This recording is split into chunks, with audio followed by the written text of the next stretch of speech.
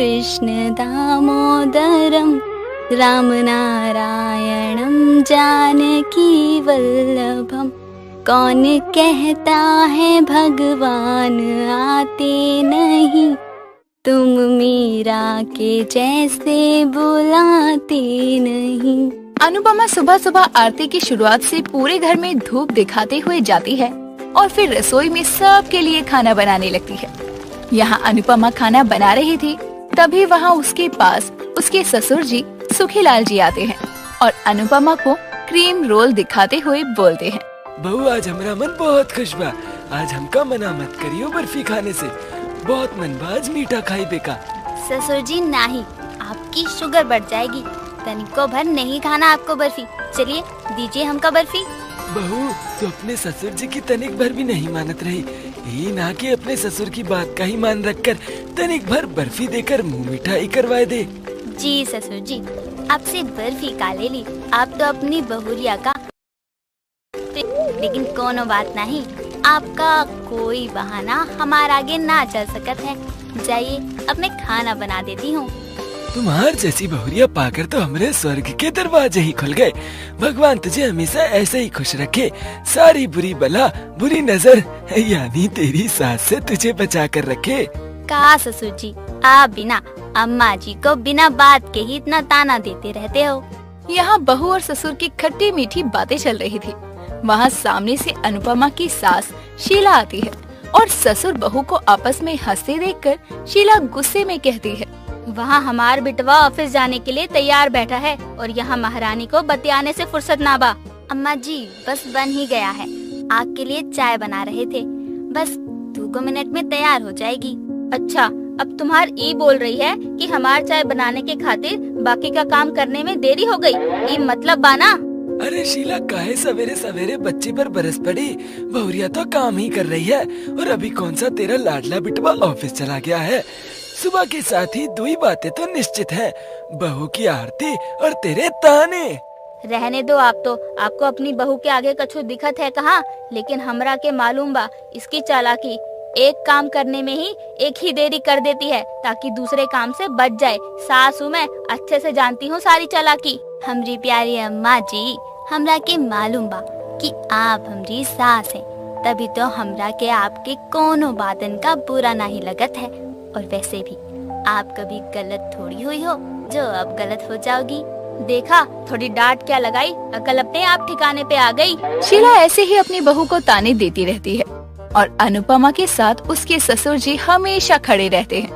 अनुपमा का दिल इतना साफ है कि उसे अपनी सास की किसी भी बात का कोई बुरा नहीं लगता है। कुछ देर बाद अनुपमा टेबल पर नाश्ता लगाती है और अपने पति राज को खाना देती है। राज नाश्ता करने लगता है। जैसे ही राज ऑफिस के लिए निकलने वाला था, तभी अनुपमा के हाथों से राज के ऊपर चाय गिर जाती है और राज बहुत ही गुस्से में आता है और गुस्से में राज बोलता है, तुमसे देखकर काम नहीं किया जाता क्या? वैसे ही तुम्हारी वजह से ऑफिस जाने के लिए लेट हो गया और अब तुमने मेरे ऊपर चाय गिरा दी। सॉरी, अब जल्दी से कपड़ा बदल लीजिए, हम आपके दूसरे कपड़े निकाल देते हैं। पूरे दिन भर घर पे पड़ी रहती हो और दूसरों का काम बढ़ाने के अलावा तुम्हें कुछ आता भी है? माफ कीजिएगा, गलती से हो गवा, लेकिन बस 2 मिनट दीजिए, हम आपके कपड़े लेकर अभी आवत हैं। अब झटपट तैयार हो जाइएगा। अब यहाँ खड़ी खड़ी क्या कर रही हो? जाओ जल्दी से मेरे कपड़े निकालो।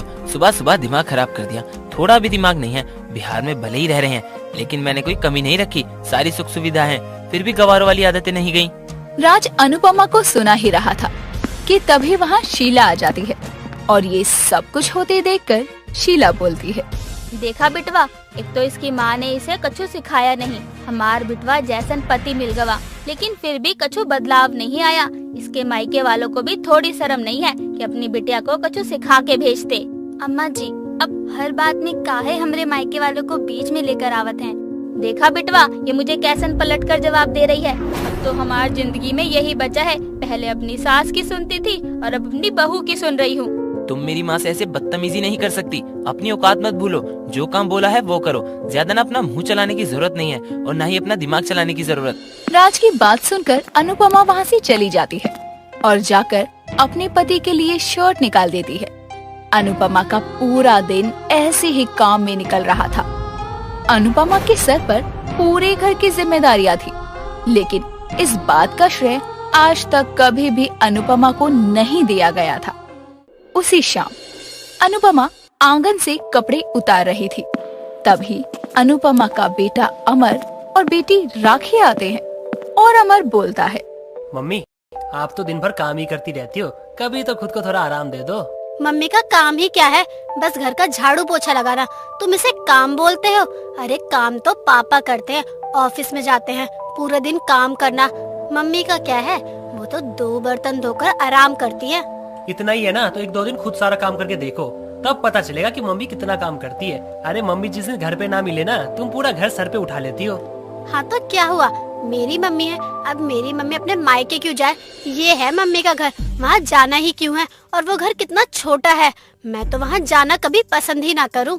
राखी बिटिया, ऐसे ना ही बोलते, वो तुम्हारा ननिहाल है और वहाँ सभी लोगन तुमसे बहुत प्यार करत हैं। ओ मम्मी प्लीज, वो घर आपको पसंद होगा, मुझे नहीं। मेरा इतना गंदा टेस्ट नहीं है, मुझे तो क्लासी और ग्रूवी चीजें पसंद है। मैं बता भी किसे रही हूँ जिसे इंग्लिश का एक शब्द भी नहीं पता है। राखी मम्मी है हमारी, थोड़ी तमीज से बात कर, और तुझे नई बात करनी है मम्मी से तो मत कर, लेकिन उन्हें ऐसे ताने बिल्कुल भी मत दे, वरना बोलना मुझे भी आता है। तुझसे बोल ही कौन रहा है, मम्मी का चमचा, जब देखो मम्मी के पीछे पीछे घूमता रहता है। राखी तू तो। अरे अब बस भी करो, भाई बहन हो तुम दोनों, और लड़त ऐसे हो जैसे मोहल्ले की 2 चुगलखोर औरतें आपस में लड़त हैं। देख लिया तूने, मम्मी उन गवार औरतों की तरह ही बात कर रही है। मुझे तो इन्हें अपने साथ ले जाने में भी शर्म आती है। मेरे सभी दोस्तों की मम्मी इतनी पढ़ी लिखी है, और एक मेरी मम्मी है जिन्हें मसालों के अलावा कुछ नहीं आता। राखी इतना बोलकर वहाँ से चली जाती है। और ये सब सुनने के बाद अमर कहता है, मम्मी आप इतना सब करती हो, लेकिन ये लोग हैं, ये लोग कभी भी आपको कुछ नहीं समझते हैं। आपको बुरा नहीं लगता क्या मम्मी, इतना सब करने के बाद भी आपको इतना सुनने को मिलता है? अमर बिटवा, अपने परिवार के खातिर कुछ करने में कोनो गलती नहीं है, और हमको कोई कछु बोलता है तो अपना समझकर ही ना बोलता है। जब हमरा के अपना मानत है तभी तो हमरा पर उनका हक बा। मम्मी आप बहुत स्वीट हो, लेकिन आपके साथ ये सब होता है ना तो मुझे बिल्कुल भी अच्छा नहीं लगता, और पापा तो कभी आपकी साइड नहीं लेते, उन पर तो सबसे ज्यादा गुस्सा आता है। अमर, तमीज से बोला अपना पिताजी से, और हम उनकी पत्नी है, एक पति पत्नी का रिश्ता है हमरा, और हमरे रिश्ते के बीच में कोनो तीसरा ना ही बोले तो ज्यादा बेहतर होगा। अनुपमा के इसी तरह दिन निकल रहे थे। कुछ देर बाद अनुपमा शाम का खाना बनाने लग जाती है, और शाम को जब खाने की टेबल पर सब बैठते हैं तो अनुपमा सभी को खाना परोस रही थी कि तभी शीला के हाथ से कांच की कटोरी गिर जाती है और टूट जाती है, जिस पर शीला कहती है, तुझे ये कटोरी यहाँ रखना जरूरी था, अब देख नुकसान हो गया ना। अरे यहाँ ही तो कटोरी की जगह है, इसमें बहुरिया की कोनो गलती नहीं है, तुझे तनिक ध्यान रखना चाहिए था ना शीला। ध्यान हमरा के नहीं बल्कि आपकी बहुरिया को रखना चाहिए था। ये खाना खाने का समय है, सामान यहाँ वहाँ रखा होगा तो यही होगा ना। अनुपमा तुम्हें क्या सुनने की आदत ही हो गई है, गलती करते हुए तुम थकती नहीं हो ना? सॉरी, माफ कीजिएगा, हम अगली बार से ध्यान रखेंगे। बस करो तुम लोग, हर बार गलती का टोकरा बेचारी अनुपमा पर ही डाल देते हो। अरे जो हो गया सो हो गया ना।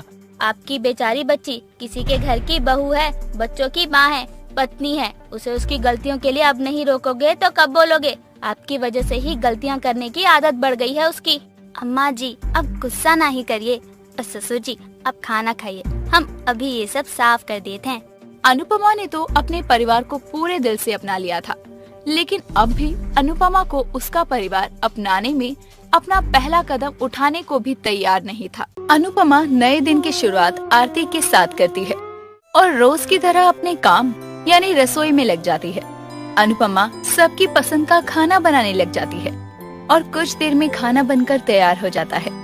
अनुपमा खाने को टेबल पर लगा देती है और कुछ देर में घर के सभी सदस्य राखी, अमर, राज, शीला, सुखीलाल आ जाते हैं और सभी नाश्ता करने लगते हैं कि तभी राज कहता है, अनुपमा एक फ्रेंच चीज टोस्ट बना दो जल्दी से। आपके फ्रेंच चीज टोस्ट खाए के मन रही तो आप हमका पहले बता देते रही ना, हम वही बना देते। तुम्हें एक काम क्या बोल दिया, अब तुम मुझसे सवाल जवाब करोगी? इसका तो यही काम ही है। पापा आप मम्मी पर गुस्सा क्यों कर रहे हो? उन्होंने तो बस पूछा ही है ना। अगर आप मम्मी को पहले ही बता देते तो उन्हें डबल मेहनत नहीं करनी पड़ती ना। लो, माँ का सपूत बोलने लगा। जैसी माँ वैसा बेटा। खुद तो तुमने आज तक कुछ किया नहीं और अपने इस नालायक बेटे को भी अपनी तरह निकम्मा बना दिया। ये तो हमरे पीठ पीछे यही सिखाती होगी अमर को कि अपने पापा को उल्टा जवाब दे। अम्मा जी, आप कैसी बात करत हैं? हमरे लिए तो बड़ों का सम्मान करना बहुत जरूरी बा और हम अपने बच्चन को भी वही सीख देते हैं। और अमर, हम तुमको कितनी बार कहे हैं कि बीच में ना ही बोलते।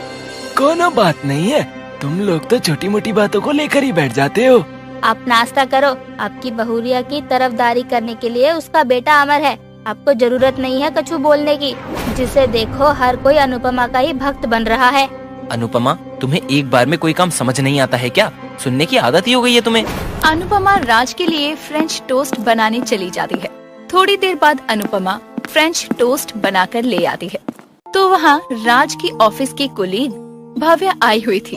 भाव्या राज के लिए केक लेकर आई थी और राज को केक खिलाते हुए भाव्या कहती है, वी कांग्रेट्स, आज तुम्हें सीनियर मैनेजर की पोस्ट मिलने वाली है। मैं तुम्हारे लिए बहुत खुश हूँ। अरे भव्या बहन, प्रणाम। कैसन हो आप? यहाँ कब आई? हमको तो पता ही नहीं चला। Oh wow, French cheese toast. V, तुमने ये मेरे लिए बनवाए हैं ना?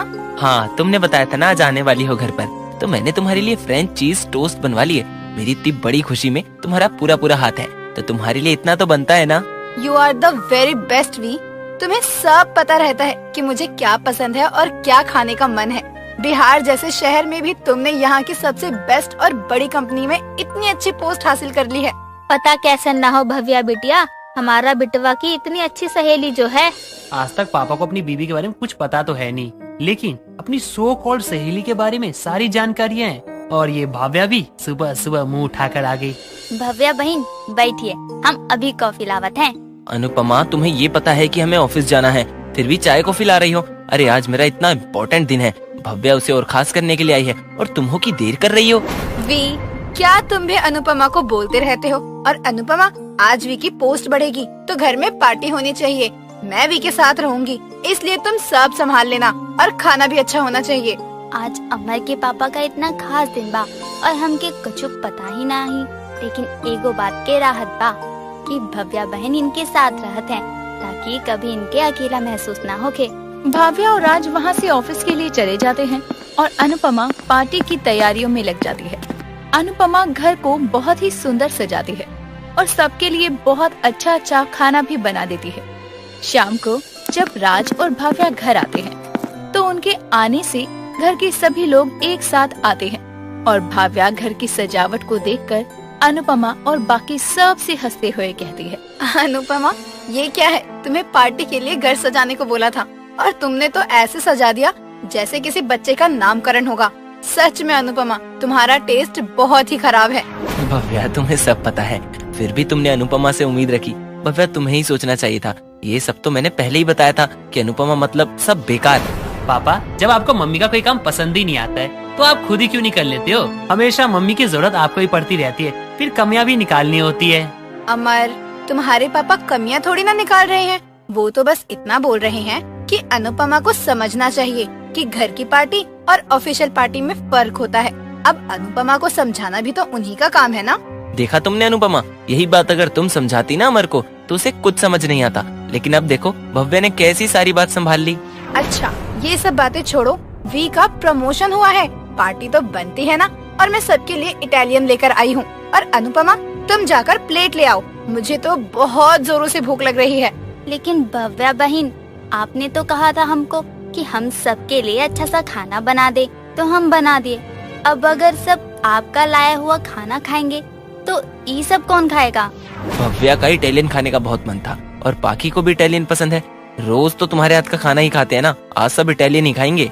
लेकिन आप तो बाहर का बना खाना नहीं खाते हो, आपके पेट में दर्द हो जाता है ना।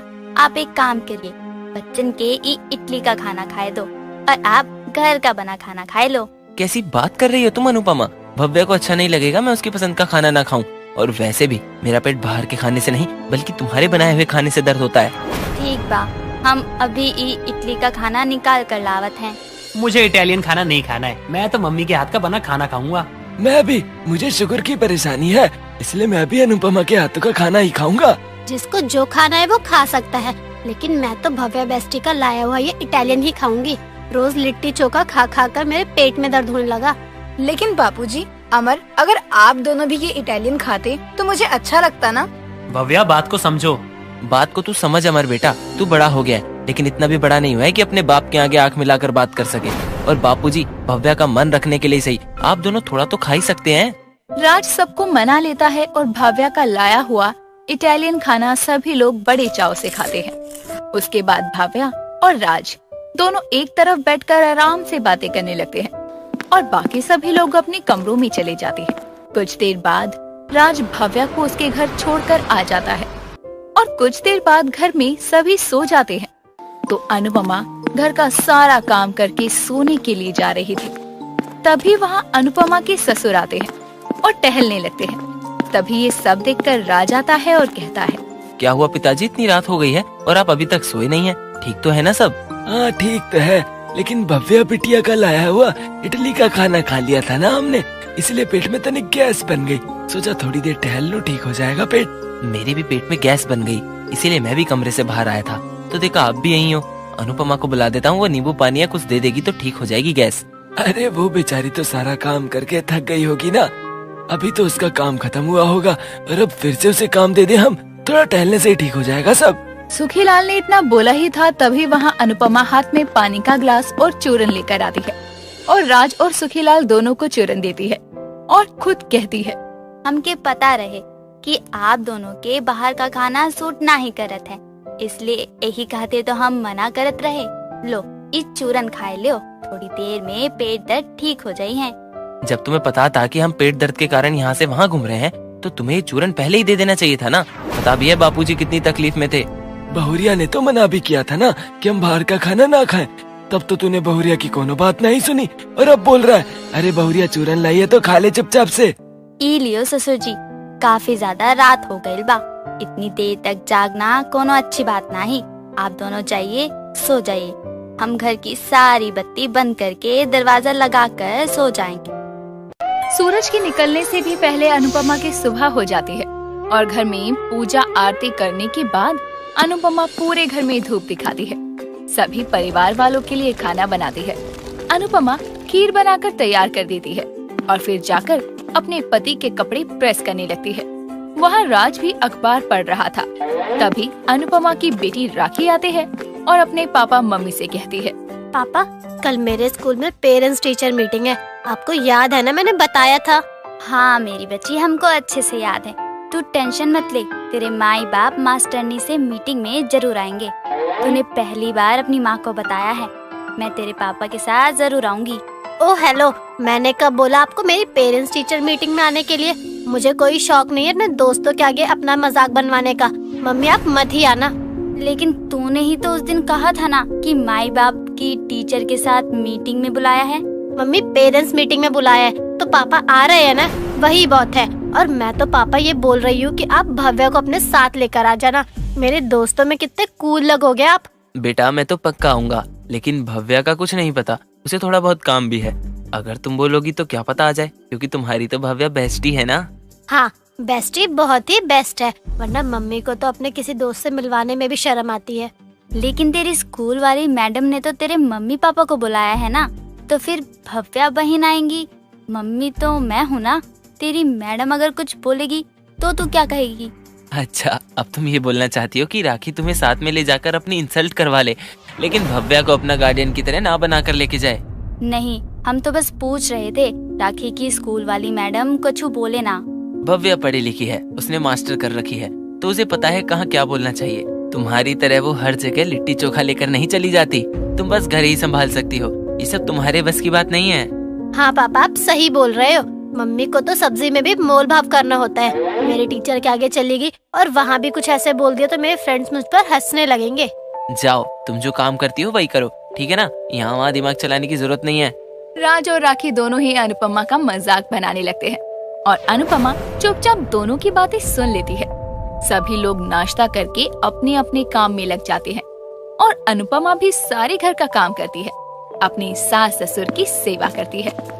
कुछ देर बाद शाम होती है और राज काम से लौटता है। राखी भी स्कूल से घर आ चुकी थी। जैसे ही राज घर आता है तो राखी अपने पापा के पास जाकर बोलती है, पापा आपने भव्या बेस्टी से बात की? वो कल आ रही है ना मेरे पीटीएम में। सॉरी बेटा, काम का इतना प्रेशर है कि भव्या 2 दिन तक फ्री हो ही नहीं सकती। वो तो मैं भी नहीं आ पाता, लेकिन मैंने बस तुम्हारे लिए बोल दिया कि कल मैं घर से काम करूँगा। लेकिन पापा मेरा बहुत मन है भव्या बेस्टी को अपने स्कूल में लेकर जाने का।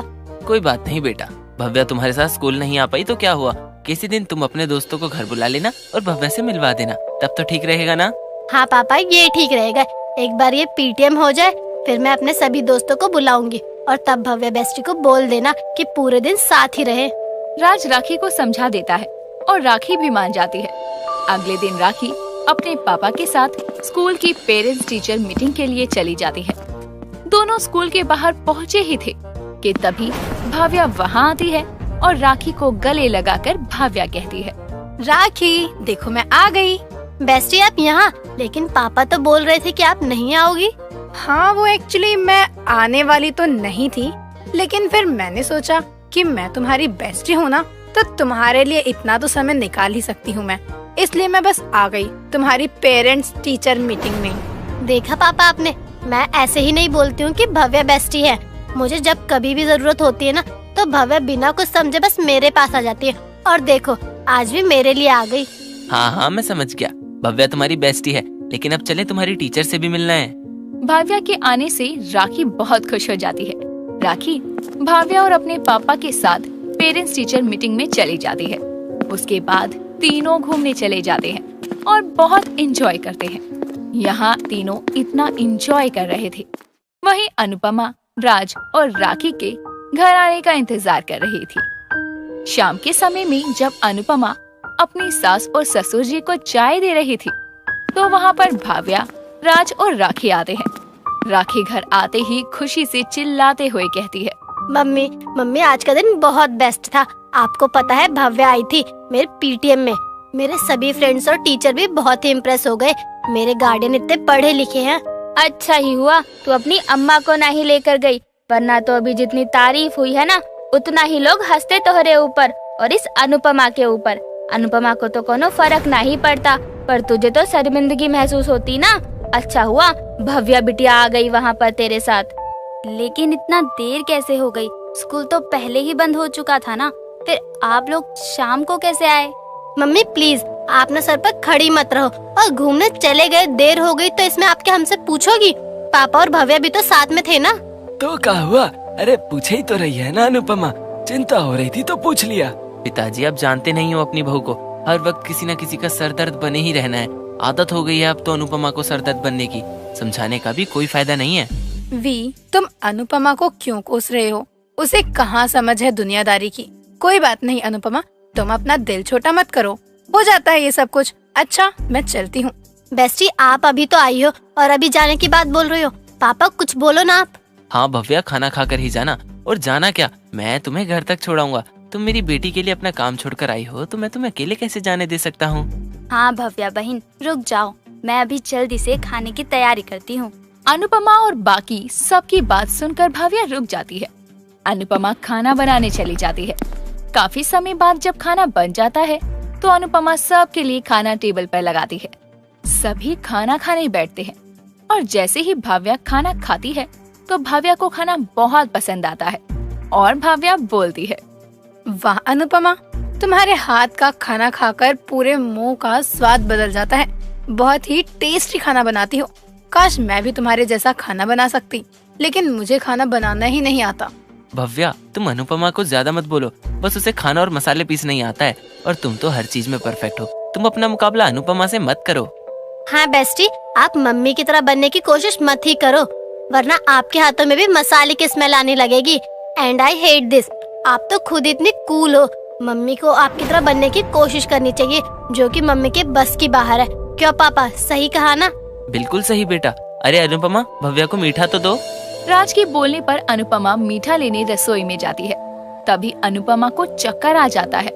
अनुपमा के गिरते ही सब वहाँ जाते हैं और राज कहता है, तुम थोड़ा देखकर नहीं कर सकती हो क्या? हर जगह टेंशन लेना जरूरी है। तू बहू को काहे सुना रहा है? वो क्या जानबूझकर गिरी है? सुबह से शाम तक सिर्फ काम ही करत रहती है बहुरिया, उसे भी तो आराम चाहिए होगा ना, और तू है कि बहू को ही सुना रहा है? बापूजी सही बोल रहे हैं अभी, अनुपमा बेचारी कितना काम करती है। तुम यहीं रुको, अनुपमा के पास घर मैं जाती हूँ। काफी लेट भी हो गया है और खाना पीना भी तो हो गया है ना। अरे नहीं भव्या बिटिया, तू अकेले काहे जाएगी? राज है ना, वो तो को छोड़ कर आएगा घर तक। अम्मा जी, अनुपमा को भी तो आराम चाहिए ना, और वी अनुपमा के पास रहेगा तो उसे अच्छा लगेगा। अरे अनुपमा का है, उके तो नाटक कभी खत्म ही नहीं होते। जा राज, तू भव्या बिटिया को घर छोड़ कर आ। अम्मा जी सही बोल रही हैं। अनुपमा तुम कमरे में जाओ, आराम करो। मैं भव्या को उसके घर छोड़ने जा रहा हूँ। लेकिन वी, अनुपमा को तुम्हारी जरूरत है ना। अनुपमा का तो रोज का ही है, वो घर में ही है। तुम बाहर जा रही हो, मैं तुम्हें अकेले नहीं जाने दे सकता हूँ। हाँ भव्या बहन, सही बोल रहे हैं ये। आप जाइए, मैं ठीक हूँ। अनुपमा भव्या को राज के साथ भेज देती है और ढीली हालत में भी सारे घर का काम करती है और उदास मन से अपने कमरे में चली जाती है। अनुपमा की तबीयत खराब होती है, लेकिन वो फिर भी सबके उठने से पहले ही उठ जाती है। रोज की तरह घर का सारा काम करने लगती है, पूजा करती है, सभी लोगों के लिए खाना बनाती है और घर का झाड़ू पोछा करती है। अनुपमा सबके उठने से पहले ही सब कर लेती है। अनुपमा दूध का गिलास लेकर अपने बेटे अमर के कमरे में जाती है, तो वहाँ अमर अपने कमरे में डांस की प्रैक्टिस कर रहा था। तो अनुपमा दरवाजे से अपने बेटे को डांस करते हुए देखती है, लेकिन जब अमर की नजर अपनी माँ पर पड़ती है, तो अमर बोलता है, मम्मी आप बाहर क्यों खड़ी हो? अंदर आओ, मेरे साथ डांस करो। आपको पता है मैंने एक नया डांस फॉर्म तैयार किया है। चलो आप मेरे साथ डांस करो, मैं आपको बताता हूँ कि कैसे करना है। अरे नहीं बिटवा, मैं और डांस इस उम्र में, एक आध हड्डी यहाँ से वहाँ हो गई तो तुम लोगन को कौन देखेगा? तू ही कर अपना डांस, मुझे तो तुझे ऐसे देखकर ही खुशी हो जाता है। मम्मी मुझे ना मामा जी ने बताया था कि आपको डांस करना अच्छा लगता है, तो करती हो। मैं तो बोलता हूँ ना आपको डांस करते रहना चाहिए, और आप तो मेरी कूल मम्मी हो ना। हाँ पहले करते थे, लेकिन इतना साल हो गया है, घर में ही यहाँ वहाँ काम करते रहते हैं। समय कब निकल जाता है कुछ पता नहीं चलता है। तो क्या हुआ, जो तब नहीं हुआ वो अब तो हो ही सकता है ना। चलो आप मेरे साथ डांस करो।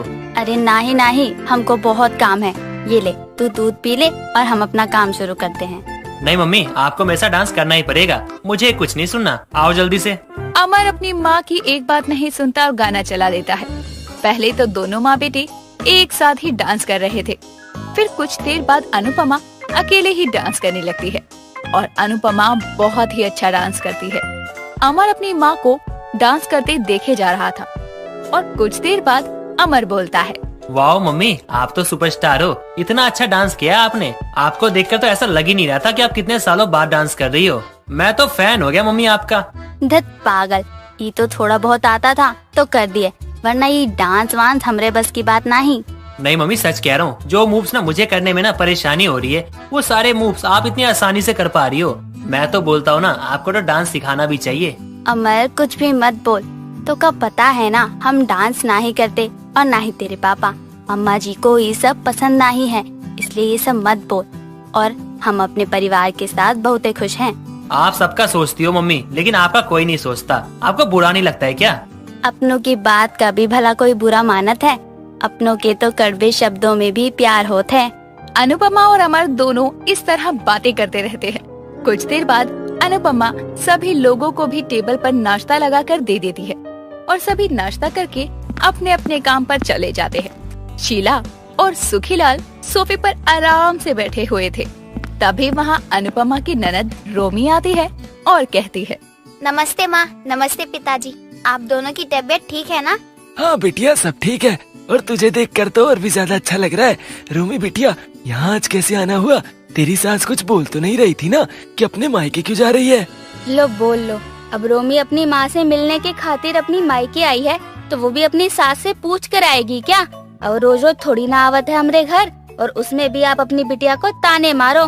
मैं ताने नहीं दे रहा हूँ, लेकिन हमारा फर्ज बनता है कि हमारी बेटी के ससुराल में हमारी वजह से कोई भी मुसीबत ना आए, तो इसीलिए पूछ लिया। लेकिन शीला तुझे तो बाल की खाल निकालनी होती है।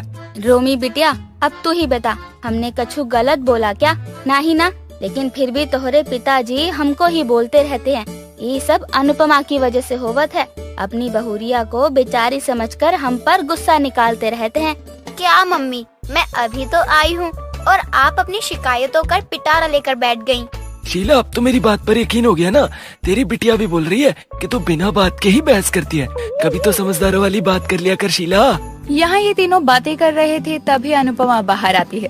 अपनी ननद को घर में देखकर अनुपमा जल्दी से चाय बनाने जाती है और थोड़ी देर में चाय नाश्ता लेकर आती है और अपनी ननद को चाय नाश्ता देती है। ये देखकर रोमी कहती है, देखा माँ, आप भाभी की शिकायतें बता रही थी ना, देख लो, भाभी को कुछ बोलना भी नहीं पड़ा और भाभी अपनी ननद के लिए चाय नाश्ता भी ले आई। लेकिन माँ को बस कमियां ही निकालना आता है। सबके सब बस अनुपमा का ही गुणगान करते रहते हैं। किसी को मैं दिखती ही नहीं हूँ।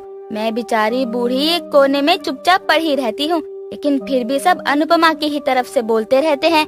शीला, तू और बेचारी, ये तो सुनने में भी अच्छा नहीं लग रहा। ये सब छोड़ो बापूजी, मैं क्या बोल रही थी कि मेरी एक सहेली है जिसका खुद का अपना स्कूल है। कल वो मुझसे मिलने आई थी तो बोल रही थी कि सारे सब्जेक्ट की टीचर तो मिल ही जाती है, लेकिन बस होम साइंस की नहीं मिलती है। अच्छा, तो उसने तोहरे को यहाँ एक होम साइंस की टीचर पैदा करने के खातिर भेजा है? नहीं मम्मी, मुझे अपनी सहेली की बात सुनकर भाभी की याद आ गई। भाभी भी तो कितना अच्छा खाना बनाती हैं और भाभी का रसोई के बारे में सारी जानकारी भी है, तो भाभी ये जॉब कर सकती है ना। वाह बहुरिया, ये तो बहुत ही अच्छा मौका है। मैं तो यही बोलूँगा कि बहुरिया, तुझे एक बार कोशिश जरूर करनी चाहिए। अच्छा, अब तू बोलना चाहत है कि एक गवार बाहर जाकर नौकरी करे? अरे घर का काम तोहरी अम्मा करेगी, बहुओं को छूट नहीं देनी चाहिए कभी इतनी। माँ पैसे हंस क्यों रही है? क्या बुराई है अगर भाभी भी जॉब करेंगी? देख, तू हमरे को सिखाने की कोशिश ना कर, और क्या करना है क्या नहीं ये हम अच्छे से जानत हैं। हाँ रोमी दीदी, अम्मा जी सही कह रही हैं।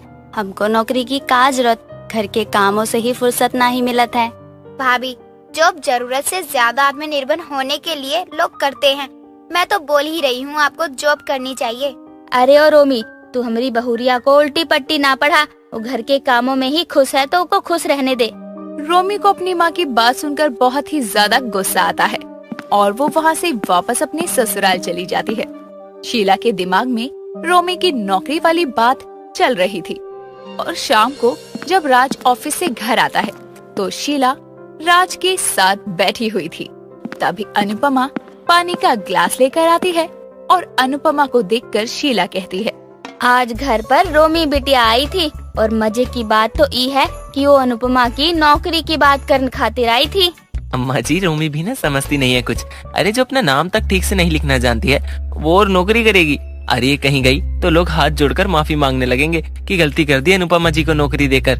वही तो, और नौकरी वो भी स्कूल में। अब बताओ, बच्चों के भविष्य पर अनुपमा को थोप कर खराब थोड़ी ना कर सकत है। वो तो सब बस बिगाड़ना ही जानती है। अम्मा जी, आप ऐसा काहे बोल रही हैं? हम तो पूरे घर को अच्छे से संभालते हैं, अपने बच्चों को पाला है, स्कूल के बच्चों को भी संभाल लेते हैं। अच्छा, रोमी ने एक नौकरी के लिए क्या बोल दिया? तुम्हारे तो पर निकल आए। बच्चों को संभाल सकती है तो जरा एक सेंटेंस को इंग्लिश में बोलना। अरे नहीं नहीं, वो जो खाना बनावत है ना, गृह विज्ञान की टीचर, ऊ के लिए। ये तो अंग्रेजी का एक शब्द ना ही बोल पाए। मैं तो फिर भी बच्चों को देख देख के सीख गई, लेकिन अनुपमा के लिए तो रसोई ही ठीक है। सच में अम्मा जी, ये रोमी ने क्या सोचकर अनुपमा को होम साइंस के टीचर के लिए पूछा? अनुपमा तो 4 लोग देखकर ही घबरा जाती है और ये वहाँ स्कूल जाएगी। चिंता ना ही करिए, हमने रोमी दीदी को मना कर दिया है। तुमने अच्छा किया रोमी को मना कर दिया, ये तुम्हारे लिए ही अच्छा है। तुमसे घर तो संभलता नहीं है, क्लास को क्या संभालोगी? राज और शीला दोनों अनुपमा के ऊपर बस इतनी सी बात के लिए हंसने लगते हैं। जहाँ अनुपमा को घर के सभी लोगों का सहारा चाहिए था, वहीं पर उसके घर वाले उसे नीचा दिखाने लगते हैं। अनुपमा इतना होने के बाद भी किसी की बात का बुरा नहीं मानती और पहले की तरह सबके लिए अपनी खुशी से सब करती है। अनुपमा सुबह की आरती के समय कान्हा जी से प्रार्थना करते हुए बोलती है, कान्हा जी, हमारे परिवार वालन पर सगे संबंधियों का ध्यान रखना। हमारे के इतना अच्छा परिवार दिए हो। अम्मा जी, ससुर जी, सभी लोगन बहुत अच्छे हैं। बस ऐसे ही अपन कृपा बनाए रखा। अनुपमा कान्हा जी की आरती के साथ पूजा खत्म करती